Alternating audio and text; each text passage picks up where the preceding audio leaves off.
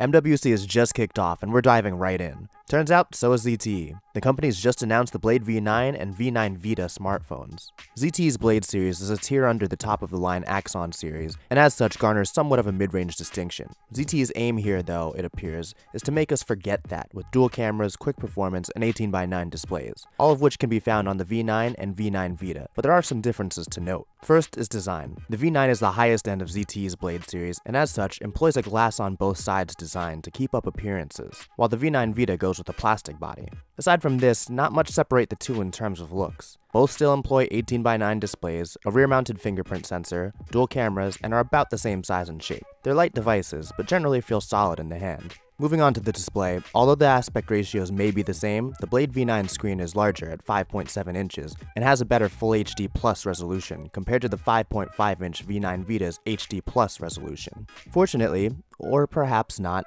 the difference between the two isn't particularly glaring, but of course, those who enjoy media consumption may find the V9 a better option. Both devices run on Android Oreo 8.0 out of the box, and software tweaks are kept to a minimum to help ensure quicker and easier updates. While the Blade V9 will be available with either 3 gigs of RAM and 32 gigs of storage, or 4 gigs of RAM and 64 gigs of storage, the V9 Vita will only offer one configuration, with 2 gigs of RAM and 16 GB storage. In terms of performance, both seem to move swiftly enough through regular phone use and app switching, but naturally we anticipate a much less than ideal gaming experience. Of course, further testing will be needed, but our initial impressions of the phone, as well as our knowledge of the SD450 and 435 chipsets, don't have us too worried for this mid-ranger. Both the Blade V9 and V9 Vita have dual camera configurations, though the megapixel counts do differ. While the V9 sports a 16 megapixel main camera with a 5 megapixel secondary, the V9 Vita steps things down slightly with a 13 megapixel main and 2 megapixel secondary. Both setups employ the secondary lens to receive lighting and depth information and adjust shutter speed for the main sensor when taking regular pictures.